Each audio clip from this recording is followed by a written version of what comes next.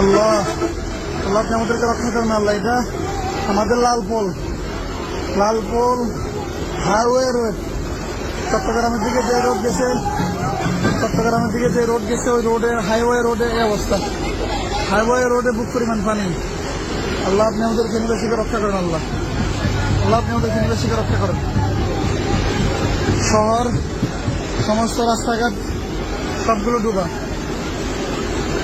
আল্লাহ জানে লাখ লাখ সদস্য মানুষ করে যাবো।